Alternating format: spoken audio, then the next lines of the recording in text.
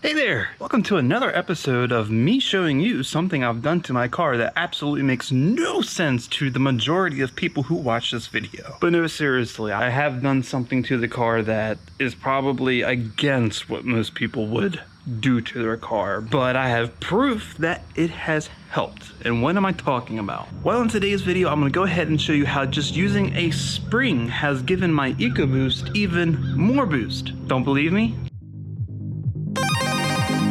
Let's have some fun on Karz Kreated.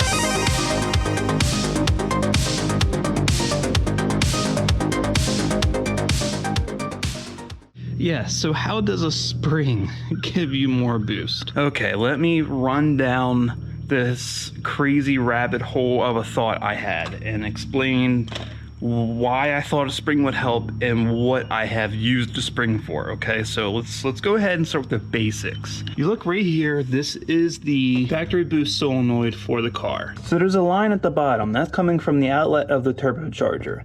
When boost gets to a certain point, it comes into this solenoid. It can't go nowhere. There's a little electric actuator in there that won't open unless a signal sent to it. When the ECU sees that there's starting to become a lot more boost in the manifold from the MAP sensor, it opens this thing. So what does this thing do? It allows that boost pressure to pass through, and it goes through this hose right here.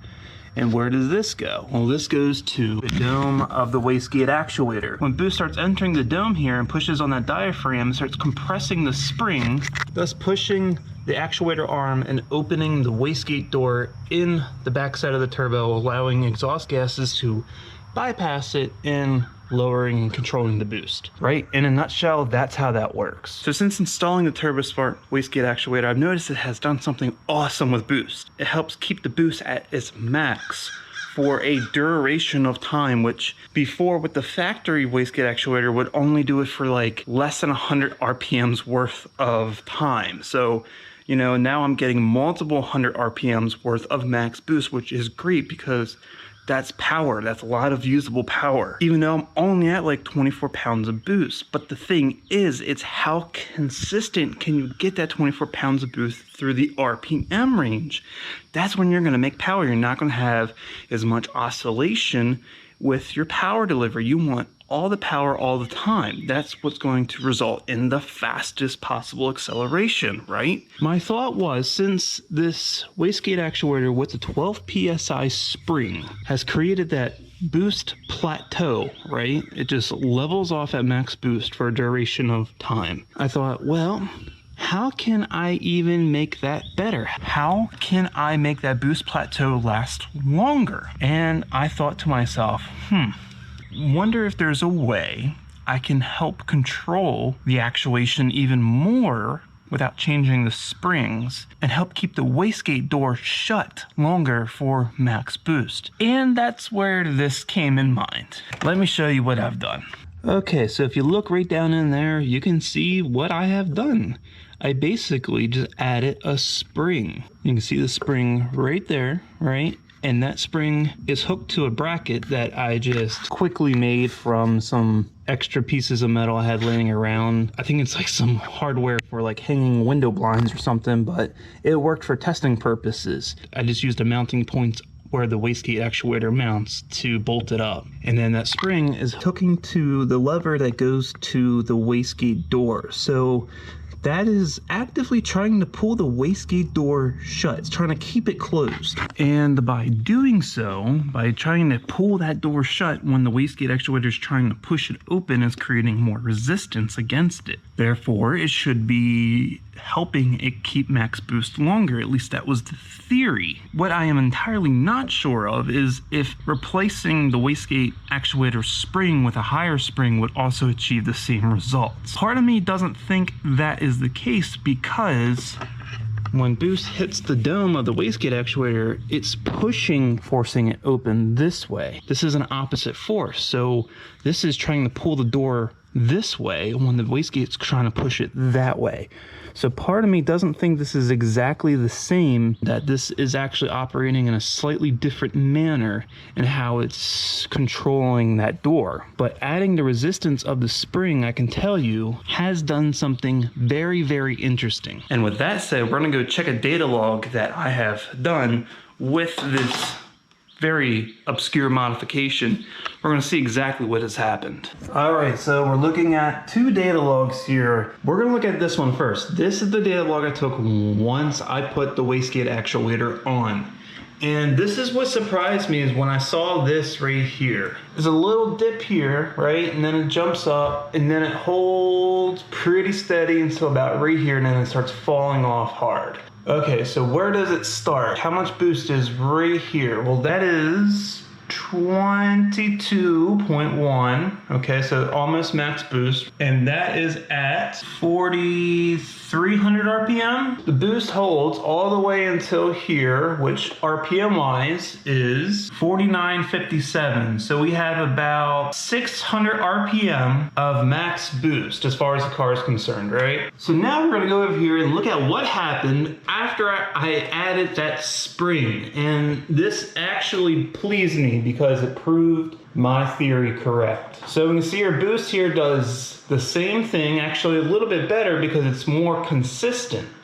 And what you'll notice is at this point where it kind of flattens out, we're at max boost 22.7, whereas before we weren't at this point. There's a little dip here, but this is where it starts. And it goes all the way over to this end part right here. And this is max boost. This is over 22 PSI the whole way, which really it's a little bit more because of what the boost max is doing. But as far as the car knows, max boost. So RPM wise, this is starting at 4,100 as opposed to 4,300, and it goes all the way over to over 5,000 RPM. There is an additional 400 RPMs more of max boost by applying additional resistance against that wastegate door. I would assume that this effect would only be more noticeable with more resistance against that door. But this boost plateau is not the only part of the story that is impressive. So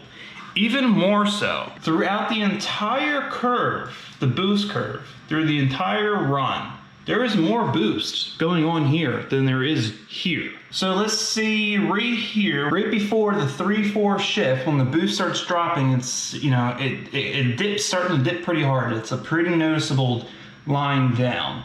Then it shoots back up after the 3-4 shift. Right before the 3-4 shift, we are looking at 15 pounds of boost, which, mind you, all of the boost in this run was 2 to 3 PSI higher even than with the factory wastegate actuator, okay? So keep that in mind. So now we're gonna look at with the spring added. And you can see right here already, look how more consistent this line is, almost flat until about right here, of course, versus this where it's just steady down. So right here at the top of the 3-4 shift, instead of 15 pounds of boost, we have 16 pounds of boost, 1 PSI more through this whole thing. I mean, let's see, let's take a sample from in the middle here. So 16 pounds right there at 5,899 RPM. So let's see what we have over here at about 5,900 RPM. 7 PSI of boost. So a pound more pretty much everywhere. After the 3-4 shift, which is this line here, you got this little spike in boost right here, right? So kind of just touches 21 PSI, and then it tapers off again to about 18 PSI, whereas over here with the spring added, it goes back up and kind of holds max boost again right after the 3-4 shift, which you can definitely feel. And it holds that for 200 RPM, and then it starts dipping. Then we were about 19 PSI. So once again, we have more max boost and higher boost overall throughout the run, all by just adding a spring. Isn't that crazy? So needless to say, this is definitely something that needs to be continued to look into, because this does seem to work. Not only, I thought about it, you know, people who don't want to upgrade the factory wastegate actuator, doing a mod like this actually might be beneficial for the factory wastegate actuator, because I mean, it still would be doing the same thing, and I would imagine it would still give you more boost throughout the curve. It's not going to be as much as upgrading your wastegate actuator, but it should certainly be more than without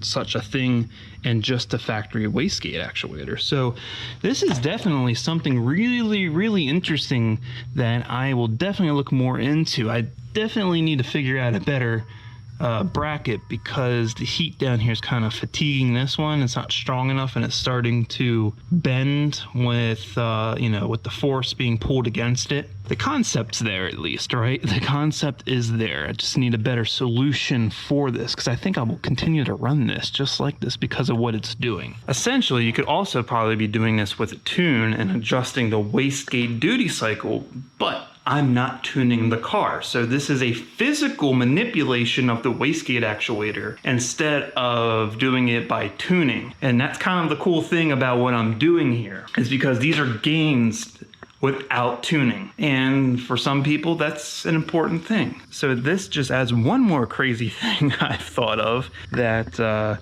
most people probably wouldn't even think that even does anything, but I showed you there definitely is a difference. And like I said, I will continue to develop and test this, because I think this is a really cool thing that I don't know if I've seen anyone else do. So with that said, I think that's going to wrap it up here for the video. Let me know what you think about this crazy idea in the comments. But if you liked the video, please give it a thumbs up. Share with everyone you know if you want to see more content like this and you haven't already. Go ahead, subscribe to the channel. Keep a lookout for next true car enthusiast video.